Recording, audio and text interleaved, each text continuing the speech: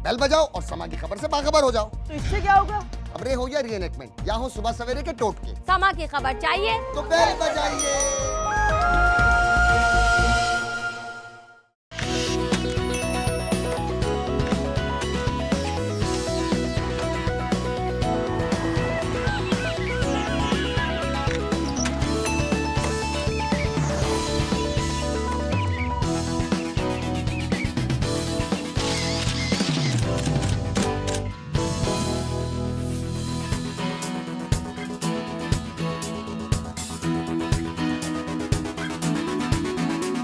अस्सलाम वालेकुम नाजरीन, मैं हूँ सादिया इमाम और आप देख रहे हैं समा के मेहमान। आज आप सोच होंगे ये कहाँ में ले आई आपको, तो जनाब हम मौजूद हैं इस वक्त सिंध असेंबली में।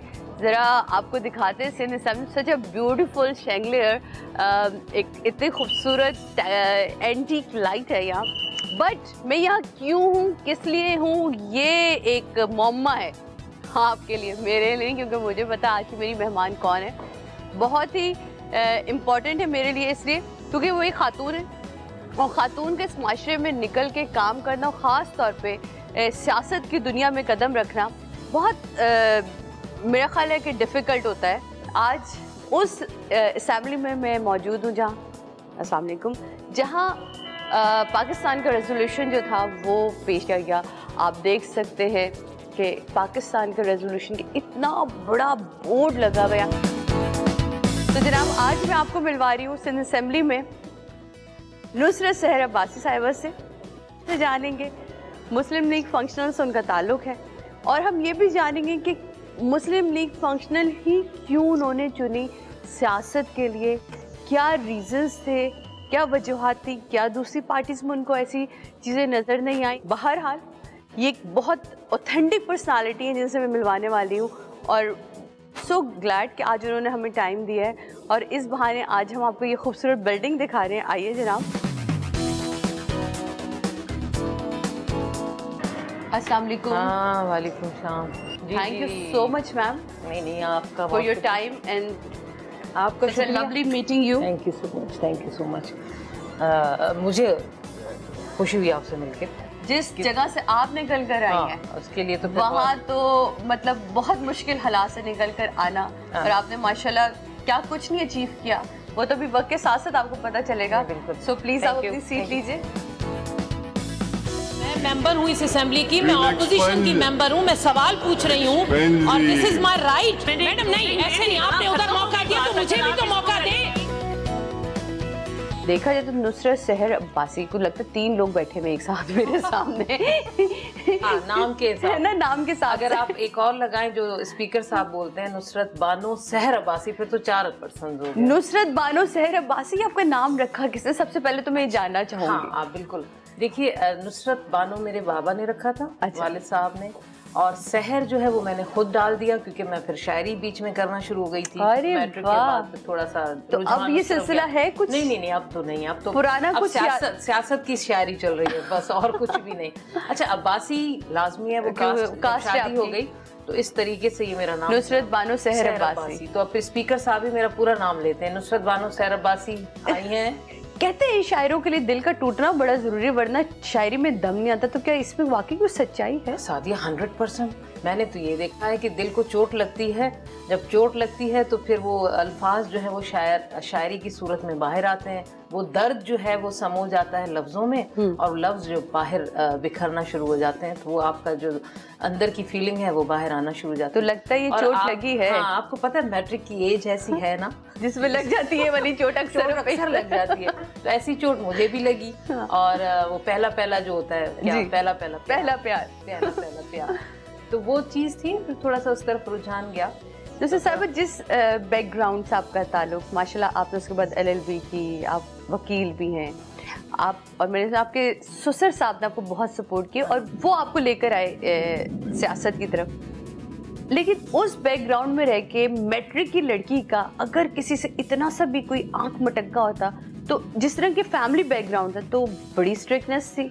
देखिए सादिया, उस वक्त बहुत प्यार, खुलूस, मोहब्बत, सच्चाई रिश्तों में और कुछ ऐसी खुदा न खास्ता धोखा देने वाली ऐसा कुछ ऐसा बहुत कम था। ये तो शुरू की एज थी और कजन्स के साथ या अपने उनके साथ माँ बाप ने ऐसा सोच लिया तो वो वर्ड्स कानों में पड़ गए, ऐसा होता है ना। तो फिर अटैचमेंट थोड़ी बहुत हो जाती है। लेकिन फिर क्या हुआ, फिर तो शादी तो वहीं होनी होती है ना जहाँ ऊपर लिखा हुआ होना होता है। फिर वही जो फैसले जो ऊपर होते हैं, वो जो सर के साईं हो जाते हैं तो फिर वो हमेशा दिल के भी साईं बन जाते हैं। तो वो यही है, हमारा भी माशाल्लाह अल्लाह का शुक्र ऐसा रिश्ता। और आपने बिल्कुल सही कहा कि मेरे बैकग्राउंड में मेरे ससुर का बहुत बड़ा हाथ है। शादी से पहले तो हमारे यहाँ सियासत का कोई नहीं। अच्छा, पढ़ना और सिर्फ पढ़ना। सियासत से तो मुझे पता ही नहीं था मैंने MPA क्या होते हैं मुझे सिर्फ पढ़ना है। और स्पोर्ट्स में मैं बड़ा तेज थी, बहुत जबरदस्त थी स्पोर्ट्स के वाले से। हाँ, बहुत पूरे पाकिस्तान में घूमती स्पोर्ट्स। क्या कौन से स्पोर्ट्स में आपको? स्क्वॉश और table tennis. Oh my God, मैं सिंध मैंने बहुत कम सुना है कि लड़कियां स्क्वॉश खेलती हैं। नहीं, मैंने तो जहांगीर खान के साथ वो जो ओपनिंग गेम होता है वो भी खेला है, मुझे बड़ा एजाज हासिल है। टेबल टेनिस में तो मैं सिंध लेवल पे खेली हूँ, मैंने सारी यूनिवर्सिटीज को हराते सिंध लेवल पे आ गई। यानी कि आज हम नुसरत बानो सहर बाजी साहिबा का वो रूप देख रहे हैं जो आप लोगों ने आज से पहले कभी नहीं जाना होगा। हम जब असेंबली में बैठे हुए स्पीकर के सामने जब हम गुफ्तगू सुनते हैं तो सुनते कड़क सी खातून होंगी, अपने फैसलों में बड़ी पुख्ता सी हैं, अपनी चीज़ों को लेके बड़ी ऑर्डरिंग सी सिचुएशन रखती हैं, लेकिन ये बड़े नाजुक दिल की मालिक भी हैं। और जो गेम से प्यार करते हैं, मेरा ख्याल है वो वैसे ही लोगों से बहुत प्यार करते हैं, क्योंकि गेम से बहुत कम लोग प्यार करते हैं, बहुत कम लोग। और जो खवातीन खास तौर पे। और उसमें स्पोर्टमैन स्पिरिट क्या स्पोर्ट वुमेन स्पिरिट जो हो जाती है ना, उससे आप बहुत कुछ सीखते हैं, उससे डिसिप्लिन आता है लाइफ में, बहुत कुछ टॉलरेंस करने का जज्बा आता है। बहुत सारी चीज़ें जो स्पोर्ट्स माइंड लोग होते हैं, जो दिलचस्पी रखते हैं, उनको पता है कि किस चीज़ इससे किस तरह तबीयत में फ़र्क पड़ता है। मैं क्योंकि वो बैडमिंटन खेलती थी, आलिया मेरी बहन जो वो हॉकी खेलती थी, तो मुझे याद है कि वो जब खेलने हॉकी जाती थी तो हम ऊपर से उसका बैग फेंकते थे, क्योंकि अम्मी को ये टेंशन थी काली हो जाएगी, इसका तो रिश्ता नहीं आएगा, इसकी शादी कैसे होगी। तो आपकी फैमिली में भी ये वाली चीज़ें होती होंगी, अरे काली हो जाओगी, हाथ सख्त हो जाएंगे। बिल्कुल ये होता है, क्योंकि स्क्वॉश का तो अच्छा खासा हैवी होता है, प्रैक्टिस करनी होती है आपको, बाकायदा ये अपनी मूवमेंट करनी होती है रिस्ट की, तो बहुत ज्यादा दिन के 4 फैमिली वालों को बताया कि जरा बच के रहना, किसी दिन उठ गया तो ये हाल स्क्वॉश खेलते रहे। असेंबली के सब मेंबर्स जान चुके हैं कि ये सिर्फ इसकी आवाज ही काफी है, बाकी हाथ पैर चलाने तक मोहलत नहीं आएगी। मैं मेंबर हूँ इस असेंबली की, मैं ऑपोजिशन की मेंबर हूँ, मैं सवाल पूछ रही हूँ और दिस इज माय राइट कि मैं आपकी कारकर्दगी के बारे में भी बात करूँ। सियासत से हट के आपने इनको कैसी मिजाज की खातून है? बहुत अच्छी अखलाक वाली और बहुत अच्छी उम्दा और मुकर्रर बहुत अच्छी हैं, और जो पॉइंट्स रेज करती हैं इस पे हम सबको नाज करें तो होता है कि भाई हमारे साथ ऐसी ख़वातीन है जो असेंबली में अपोजिशन का सही तरीके से किरदार अदा कर रही हैं। हमारी पार्टी एक है बिल्कुल, और नुसरत साहबा हमारी पार्टी की आवाज़ असेंबली में उठाती हैं, पर सब गरीबों की, सब मजलूमों की, पर पूरे सिंध की आवाज़ उठाती हैं। ऐसी औरतें जो है इतनी कम मैं समझती हूँ कि ये इस मुआशरे में पैदा होती हैं जो खुलकर बहादुरी के साथ एक इशू पे जो है वो बेहतर अंदाज से जो है वो बात करें।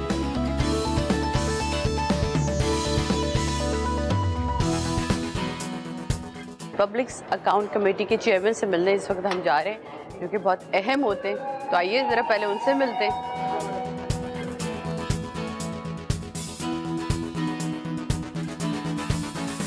अकाउंट्स कमेटी, सबसे पहले करप्शन तो यही आगे शुरू हो जाता है ना, मतलब अकाउंट्स का नाम नहीं, मैं कह रही हूँ अकाउंट्स का नाम सुनते हैं ना हर बंदा ये सोचता है यही करप्शन हो रही होगी। हाँ। उस बात को हम डिफाइन ही नहीं कर पाते, लोगों को समझा ही नहीं पाते कि नहीं भाई हर बंदा 5 उंगलियां बराबर नहीं हो सकती हैं। बिल्कुल।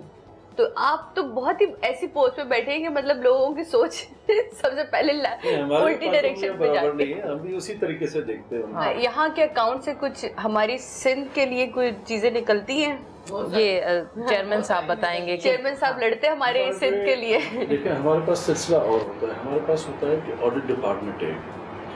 ऑडिट डिपार्टमेंट अपनी तरफ से जितनी भी फाइंडिंग्स लेता है उनके पैरास बनाता है ईयरली, और जब मैं as a chairman account committee में आया एज ए चेयरमैन, तो हमारे पास काफ़ी पुराने, मैडम को पता है डे 1 से हम साथ हैं, 80s के, 70s के, 50s के भी पैराज रहते थे।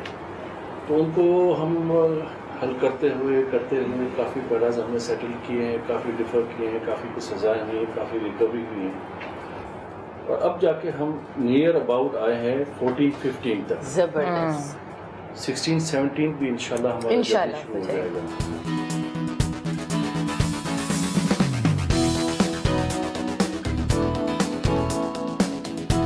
फाइनली हम अपने स्पीकर आगा सिराज दुरानी साहब से मिलने जा रहे हैं, तो वी आर सो एक्साइटेड। और वो बहुत जितने सख्त आपको देखते हैं वो इतने सख्त है नहीं, बड़े चुलबुले से हैं, बड़े मज़े मज़े के जोक क्रैक करते हैं।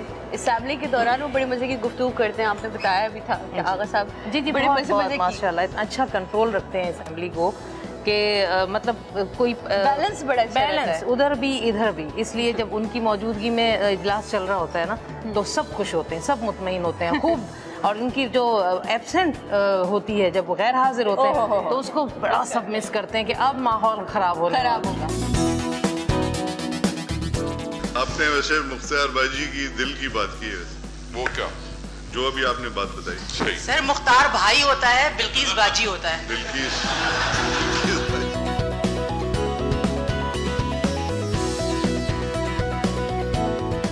सर अस्सलाम वालेकुम। कैसे हैं आप? Thank you so much sir, आपने टाइम दिया, thank you so much.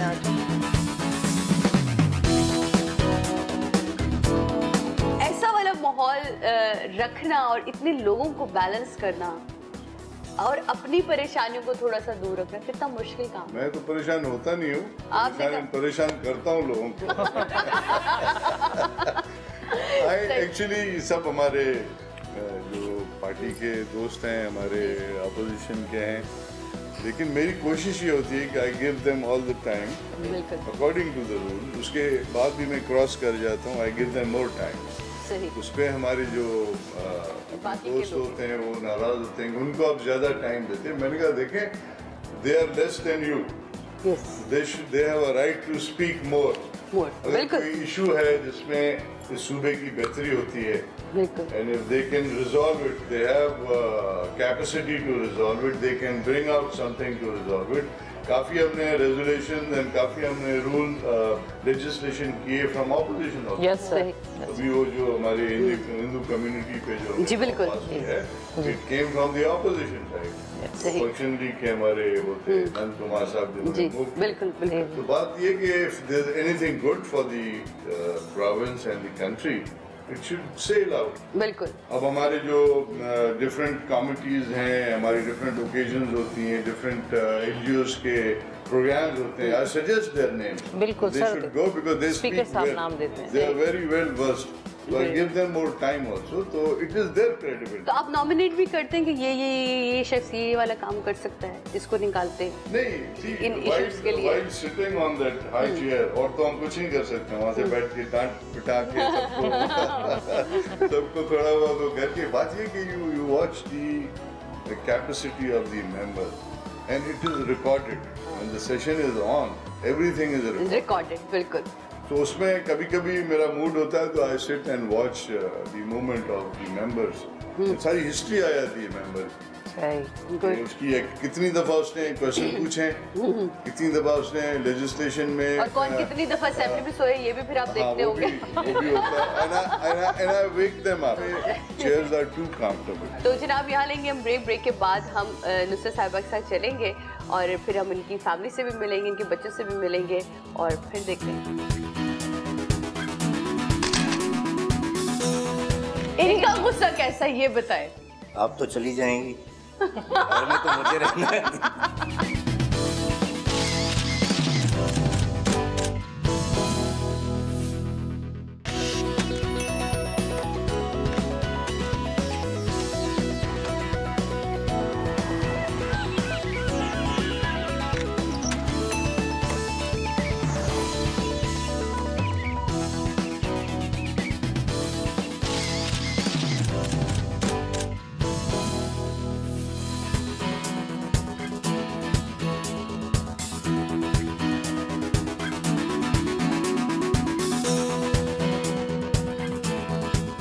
Okay जनाब, वेलकम बैक। हम लोग इस वक्त अब गाड़ी में मौजूद हैं नुसरत बानो सहर अब्बासी साहिबा के साथ। हम उनके घर जा रहे हैं और वहाँ हम आपकी मुलाकात इनकी बच्चों से कराएंगे, इनके हस्बैंड से कराएंगे। लेकिन उससे पहले हम नुसरत बानो सहर अब्बासी में से सब कुछ हटा के सहर अब्बासी से मिलना चाहेंगे। पहला शेर कुछ याद अपना जब लिखा था? कुछ भी अपना लिखा हुआ याद हो गया यार? बहुत डायरी, वो डायरी मुझसे मिस हो गई। उस वक्त बाबा हयात थे, और बाबा हयात थे तो कोई ऐसी कोई परेशानी, कोई दुख, गम नहीं था। बस जिंदगी बहुत खूबसूरत लगती थी, बहुत प्यारी, कि कोई परेशानी नहीं, सब कुछ करने वाले तो बैठे हैं। लेकिन फिर बाबा की डेथ हो गई अचानक जी, और मैं मैट्रिक मैंने पास ही किया था उस वक्त। तो आप सोचें जिंदगी पता नहीं कहाँ से कहाँ चली गई। लोगों के रवैयों को बदलते देखा अब्बा के बाद। मैं वही आपको बता रही हूँ सादिया कि जब बाबा जब हयात थे तो सब कुछ प्यारा, रिश्तेदार, रिलेटिव सब इतने अच्छे। और मेरे बाबा तो बहुत ज़्यादा अपने रिलेटिव्स की हेल्प करते थे, बहुत। हम खुद देखते थे उनके घर अनाज पहुँचाना, उनको सारा सौदा वौदा पहुँचाना जो इस डिजर्व करते थे। हमने ये सब कुछ देखा। और जब बाबा की डेथ हो गई तो फिर क्या हुआ? आसमान सर पे आ गिरा और सब ऐसे अजनबी बन गए। हम छोटे छोटे थे, आप यूँ समझें कि बड़ी बहन है, उनकी शादी हो गई, उसके बाद मैं हूँ, और फिर सब छोटे, कोई 12 साल, कोई 13 साल, कोई 14 साल का भाई बहन, ऐसे कोई नहीं साथ देने। तो जरिए माश क्या था? जो बाबा की जो फ्लोर आटे की मिल्स, फ्लोर मिल थी, ट्रक्स चलते थे बाबा के ट्रांसपोर्ट में। उनका अच्छा खासा बिजनेस था, खुद वेलफेयर ऑफिसर थे उधर सीमेंट फैक्ट्री रोड़ी में। सब कुछ कब्जा हो गया बाबा के। और ये अपने लोगों ने, अपने दोस्तों ने जो एक थाली में खाने वाले हमें तो पता ही नहीं था ना ये डॉक्यूमेंट क्या होते हैं, कि कैसे हम अपनी उन चीजों को संभालें। मेरा भाई जो था मुझसे भी छोटा, वो ये जिंदगी का जो दौर हमने देखा है ना, शायद मैं कभी नहीं भूल सकती। लेकिन उस दौर ने हमें बहुत बड़ा सबक भी दिया। बाबा की डेथ के बाद फिर हम बहन भाई आपस में चिमट के रोते थे, कोई हमारा साथ देने वाला नहीं था। हमारा जो कुछ था सब कब्जा हो गया। फिर हम सब बहन भाइयों ने खुद को कहा कि चलो अब यूं बन जाते हैं मुट्ठी, और किसी को कोई दाखिल नहीं होने देंगे। हमने अपने आप में ताकत पैदा करनी, हम अपना आप बनाएंगे। तो अल्लाह पाक का शुक्र है मैंने इज्जत कमाई। पैसा देने वाला रब है, इसमें अगर लकीर है कि नुसरत सहर अब्बासी करोड़पति, और उस पर यकीन है, उस पर यकीन है देने वाला तो वो है ना। वो मुझे याद है जुनैद जमशेद ने एक इंटरव्यू में कहा था कि जब मैंने सिंगिंग छोड़ी तो मैं ज़ीरो हो गया, मेरे पास कुछ नहीं था। आपके किसी उसमें मैंने देखा, तो फिर मैंने नमाज में या रज़ा को पढ़ना शुरू कर दिया। मैं भी यार रज़ा को पढ़ती हूँ नमाज में। असेंबली में भी जब बैठते हैं तो ख़वातीन के एक होता है कि अच्छे कपड़े हों, स्टाइलिश बैग हो, मैचिंग हो। आप कितना इस चीज़ को फॉलो करती हैं, चीज़ों को मैचिंग मतलब रखती हैं जरा? मैं भी सादिया है ना, औरत हूँ और फिर मैं ये भी हूँ, और एक स्टेटस रखना पड़ता है। लेकिन इतना नहीं है कि मैं खुदा न पे नाजुक पे सजता है सब कुछ। वो जैसे वो हमारी एक मिनिस्टर साहिबा थी जिनके लिए 4-4, 5-5 लाख के बैग और उनके वो सनग्लास, इतना तो नहीं है। फिर हमने अपना ही करना, फिर बच्चों पे फिर हमने क्या करना।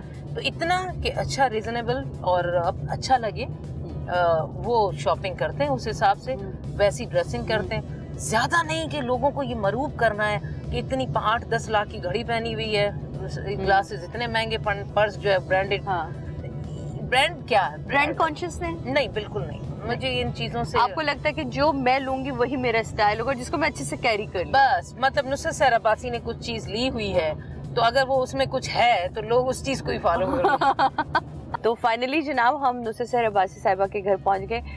इतनी बातें हमने करी, लेकिन इतने मजे की बातें करी कि सफर के गुजरने का हमें तो वक्त पता ही चला।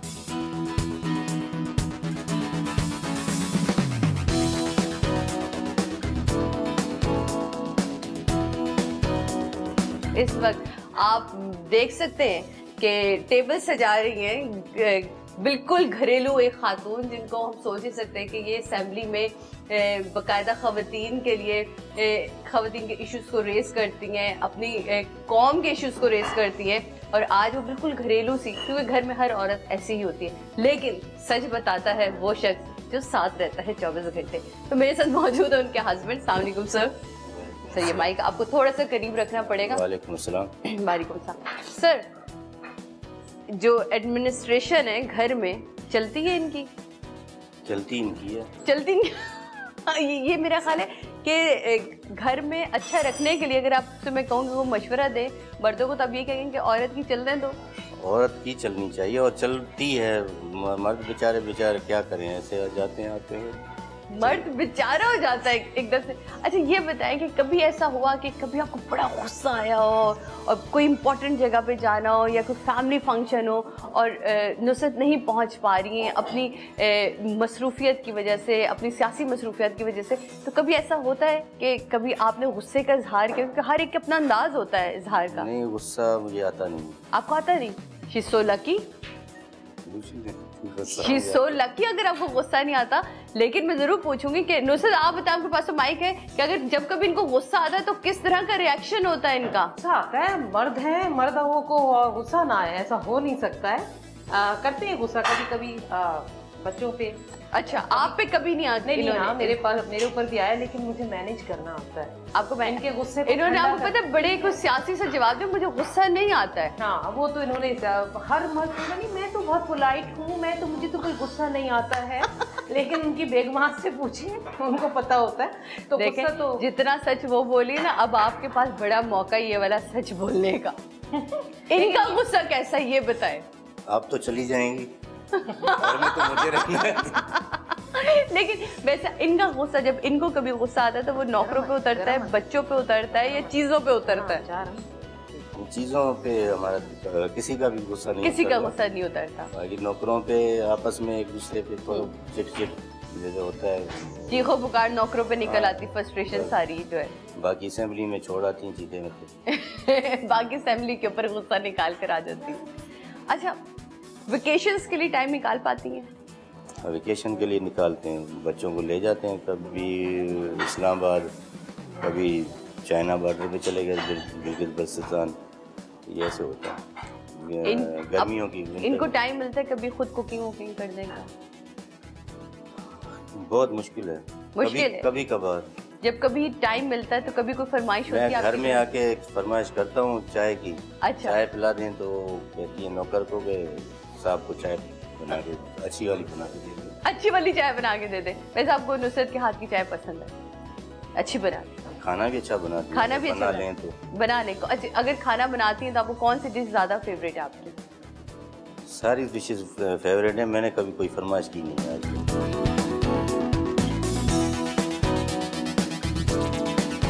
अब्बा ने कहा तुम इनकी माँ हो, कितने ऑर्डर्स अब्बा को देती हो?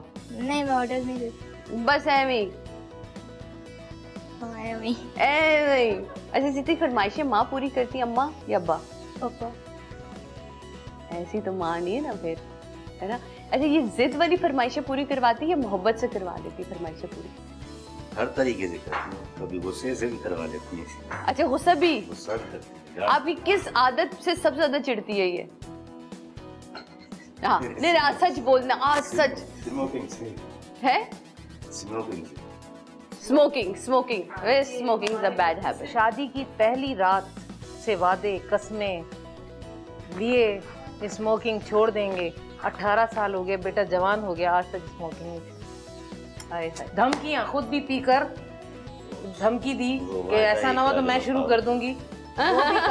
वो भी काम कोई असर नहीं किया, कोई असर नहीं। हमसे ज्यादा देखें, वो कहते हैं ना कि सिगरेट तो छूट जाती, नोशी रह जाती। सिगरेट नोशी ने बड़ा लोगों की जिंदगियां तबाह की हैं, लेकिन ऑफ कोर्स सर ये एक आपकी सेहत के लिए, देखें अगर बीवी भी और बच्चे भी कहते हैं तो यकीनन वो चाहते हैं कि आपके साथ एक लंबा अर्सा गुजारें और सेहतमंद जिंदगी गुजारें। बहरहाल कहीं ना कहीं ये हर्ट जो करती है हमारे लंग्स को, हमारे इंटरनल उसको, और ये सब हम जानते हैं, मजे की बात है। फिर भी आपकी बड़ी बेटी भी आ गई माशाल्लाह से। हाँ जी, वो भी आ गई है, बस मैं उनको देखती हूँ। आप जरा चेंज कर लें और फिर उसके बाद हम लोग जनाब जो है वो खाने की तरफ चलेंगे, क्योंकि हमारी अम्मा कहती थी खाने का इंतजार नहीं कराते, क्योंकि जिस दिन खाने ने इंतजार करा दिया उस दिन बेटा आप सब चले जाएंगे।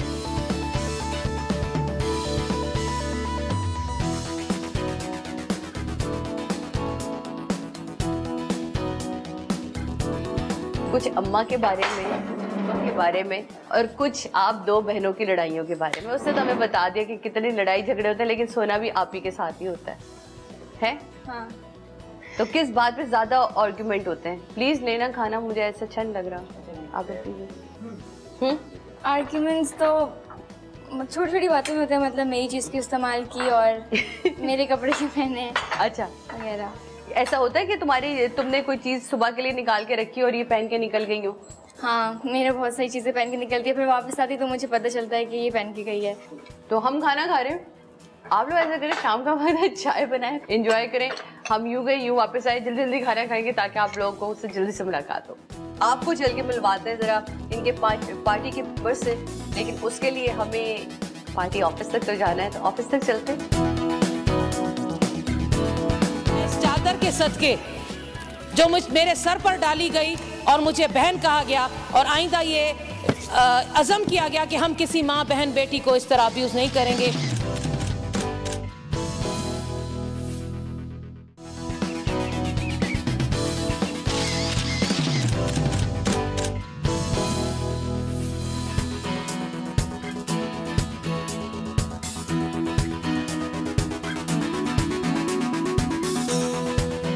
पहले मैं तुमसे एमन जानना चाहूँगी, तो मेरे लिए प्यार से चादर लेकर आई है एमन, तो ये रिस्पेक्ट मुझे इस फैमिली की तरफ से और खास तौर पे जो बड़ी बेटी है वो मुझे पहना रही है। अच्छा जी, अब जरा ये ब्यूटीफुल चादर का मैं बहुत शुक्रिया, थैंक यू सो मच बेटा, थैंक यू सो मच। ये हमारी ट्रेडिशन है और मैं बिल्कुल अजरक अपने भाइयों को पहनाऊंगी।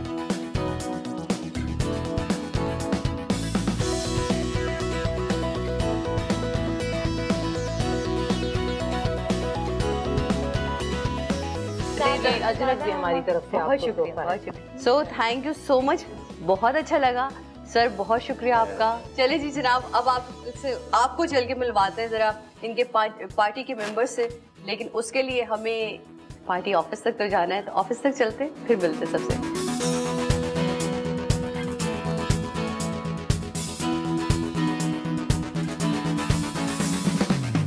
आपने सोचा कभी डिफेंस शिफ्ट हो जाए?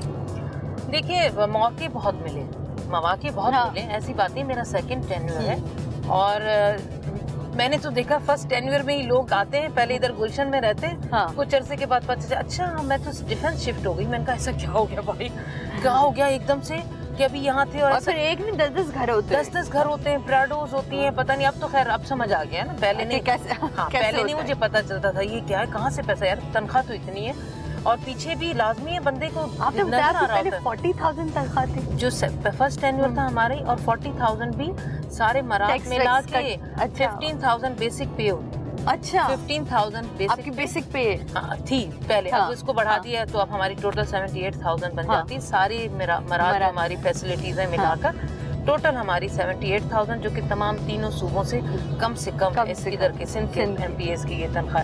अब मुझे बताएं कि अगर जद्दी पुश्ती कुछ तो हैं जो हैं जद्दी चले, हाँ वो समझ आती उनको समझ आती, जो जद्दी पुश्ती नहीं है उनका तो हमने देखा हुआ होता है ना कि आए थे ये कल्टस में, अब जा कुछ प्राडो 10-10 हो गई। पीर साहब सबकी मुलाकात रहती है जब कभी सादिया बड़े पीर साहब शाह मर्दान शाह साहब जब किंगली हाउस में बैठते थे तो यूजुअली मैं हफ्ते में यहाँ से कारसाज से गुजरती थी तो एक देख लेती थी कि अच्छा थोड़ा रश कम है तो मैं चली जाती। और जब जाती थी तो अंदर बाकायदा लोगों का एक मजमा हमेशा। लेकिन जब वो बताता था कि वो मेरे ससुर के लिए बताते थे कि अल्लाह अब्बासी की बहू आई, बस अल्लाह अब्बासी, बस वो पता चलता था, वो कहते सारी रोक दो पीछे, उसको भेज दो अंदर। जब हम पीपल्स पार्टी की बात करते हैं, नून लीग की बात करते हैं या PTI की बात करते हैं, तो इन्होंने अपने मुल्क में या पाकिस्तान में देखें तो एक जगह स्टैंड है इनका। फंक्शनल लीग का स्टैंड क्यों नहीं नजर आता, मतलब ये उस तरह नजर नहीं आती जिस तरह बाकी की पार्टीज नजर आती, या आप लोग चाहते नहीं हैं कि आप उस तरह उभर कर आए, आप अपने हलकों में अलग से काम करें, वही सुकून है। सियासी तौर पर हम पूरी तरीके से कोशिश कर रहे होते हैं, अपने हिसाब से चल भी रहे होते हैं, और अल्लाह पाक का शुक्र है कि मुख्तलिफ अदवार में हम लोगों ने गवर्नमेंट्स में भी रहे, गवर्नमेंट से अब तो कंटिन्यूसली हमारे 8-9 साल हो गए हम मुसलसल ऑपोजिशन में हैं, लेकिन हम लोगों का एक अपना स्टैंड है। सिंध में हम दूसरी पार्टी हैं जो बड़ी पार्टी, जो हम पीपल्स पार्टी के सामने हमेशा खड़ी रहती। अब दोबारा से बुरी ताकतों ने सर उठाना शुरू किया। हाँ जी बिल्कुल, ज़रब अज़ब और राहिल शरीफ साहब, इन दोनों का कॉम्बिनेशन बहुत ज़बरदस्त उन्होंने ये शुरू किया। फिर कराची के ऑपरेशन पे उन्होंने खुद अपनी एक कमांड रखी, जिसकी वजह से आपने देखा कि सुकून ही सुकून। यहाँ पर जितना ताजिर खुश था ना, साके ताजिर बहुत ज़्यादा उसने एंजॉय किया, इकनॉमी जो उसकी बढ़ी वो आपने देखी। इसके अलावा आप देखें कि यहाँ पर माएँ बच्चे सब अपने आप को महसूस करने लगे।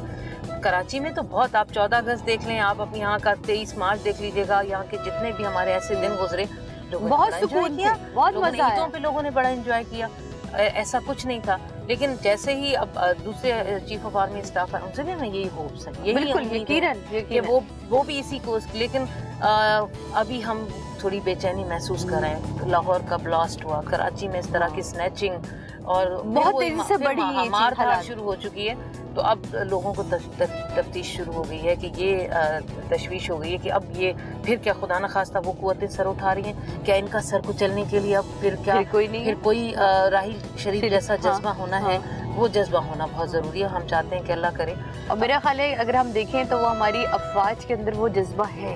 देखिए क्योंकि हम पे जब भी बुरा वक्त आया है तो रेंजर्स और अफवाज ही, हाँ तो सादिया उनका काम तो नहीं है ना, नहीं है उनका, लेकिन खड़े वही होते। और हमारी मजबूरी है कि पुलिस से वो काम नहीं ले सकी हुकूमत, और पुलिस बेचारी ये कहती रही कि हमारे पास वो मरात नहीं। आधी से ज़्यादा पुलिस को सियासी तौर पर इस्तेमाल करते हैं, आधी से ज़्यादा पुलिस उनकी VIP ड्यूटीज़ के लिए बैठी हुई होती है।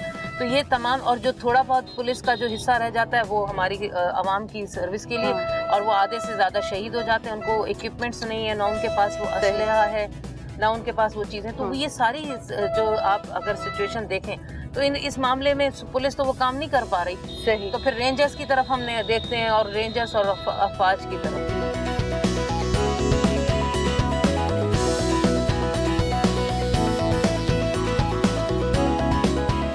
मुझे 2-3 सवाल जो एकदम से अचानक से आए कि असेंबली में पिछले दिनों हमने देखा कि आपने काफी सफर किया, उस वक्त में किसी भी खातून ने आपको उस तरह साथ दिया जिस तरह देना चाहिए था, लेकिन साथ ही यहाँ तक क्या इस नहर तक पहुंचे, आपने कहा जी पेट्रोल डाल के मैं खुद को क्या वाकया भी कर लेती। हाँ, मुझे तो ये डर, मैं आपको बताती सादिया, असल में एक्चुअली बात ऐसी हुई थी। देखिए असेंबली के हवाले से हम खवातीन जो असेंबली में मौजूद हैं माशाल्लाह अब तो काफ़ी तादाद में आ गई हैं, और वहाँ पर हम लोग हर किस्म के इशूज़ को रेज़ करते हैं, और लेकिन मेजॉरिटी यही होती है कि हम खवातीन के इशू को ज़्यादा हाईलाइट कि औरतों के साथ चूँकि ज़्यादती हो रही होती है माशरे में, और उनकी आवाज़ जो है वो उस तरीके से कोई नहीं पहुँचा नहीं पा रहा। तो हम सोचते हैं कि चूँकि हम उनके नुमाइंदा भी हैं, तो क्यों ना हम लोग उनकी इस आवाज़ को स्टेट तक पहुँचाएँ, उन इदारों तक पहुँचाएँ। यही सिलसिला है। और हम खवातीन माशाल्लाह आपको पता है चारों सूबों में खवातीन ही असेंबली में ज़्यादा काम कर रही हैं, आवाज़ उठा रही हैं। बिल्कुल यही हाल इधर सिंध असेंबली में आपको पता है मेरा बिजनेस ज़्यादा होता है, क्वेश्चंस होते हैं मुख्तलिफ। हाँ, उस दिन भी ऐसा ही एक वाक़या हुआ कि एक मिनिस्टर साहब थे जिनसे मैंने सवाल पूछा, उनसे ये कह दिया पढ़ लीजिए, वो मेरा राइट था। बिल्कुल आप मुझे पढ़ के सुना दीजिए। अब उस पर उनको गुस्सा आ गया चूँकि वो पढ़ नहीं पा रहे थे, तो उन्होंने उसका रिएक्शन ये दिखाया कि वो अपनी सोच दिखाई ना, माइंड सेट जो होता है, जो उस तरह के लोग हम कहते हैं बार बार की असेंबलीज में बैठे हुए, उन्होंने अपना वो दिखाकर मुझ पर अब्यूज़ किस्म की लैंग्वेज यूज़ करना, जुमले सेंटेंस ऐसे बोलना, इस तरह का सिचुएशन हुई कि मेरे ख्याल में उस चीज़ को जब सारी दुनिया ने देखा सुना तो वो उस चीज़ को कंडेम किया हद से ज़्यादा, कि जहाँ पर खवातीन की कहीं भी हैरेसमेंट के हवाले से लेजिस्लेशन हो रही हो, जहाँ पर कानून साजी हो रही है, वहीं पर औरत को हैरास किया जा रहा हो, ये कबूल मेरे ख्याल में किसी ने नहीं किया। पूरे माशरे ने इस चीज़ को कंडेम किया। बल्कि मैं तो कहूँगी सबसे ज़्यादा पीपल्स पार्टी के कई ऐसी सीनियर क़यादत हैं जिन्होंने मुझे कॉल करके बहुत अफसोस कहा कि हमसे बड़ा अफसोस हमें है कि हमारे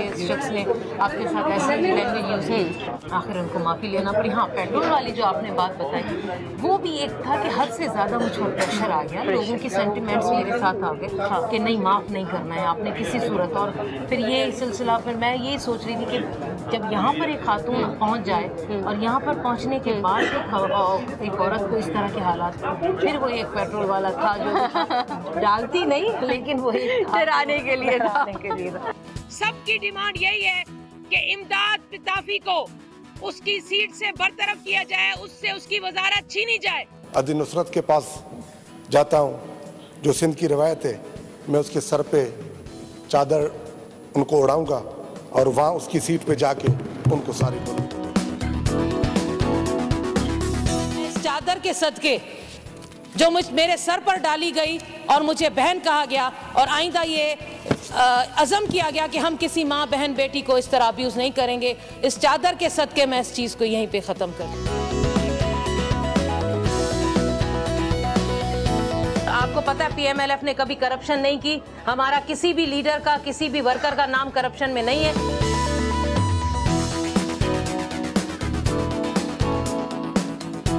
या आपके पीर साहब की सालगिरह का दिन है, ये इससे बड़ा दिन कोई नहीं हो सकता। आप सबके लिए ये दिन बहुत इम्पोर्टेंट है और वी आर सो हैप्पी कि आज के दिन हम आपके साथ मौजूद हैं। समा की पूरी टीम आपके साथ यहाँ मौजूद है और अदी के साथ हमने आपकी मोहब्बत देखी, इनके ऊपर आप लोगों का यकीन देखा और आप यकीन मानिए ये यकीन ही आप लोगों को बहुत आगे तक लेके जाएगा इंशाल्लाह। मुझे इजाजत है, नेक्स्ट मंडे आपसे मुलाकात होगी नई पर्सनैलिटी, नई गुफ्तगू और नई बातों के साथ। आइए जी।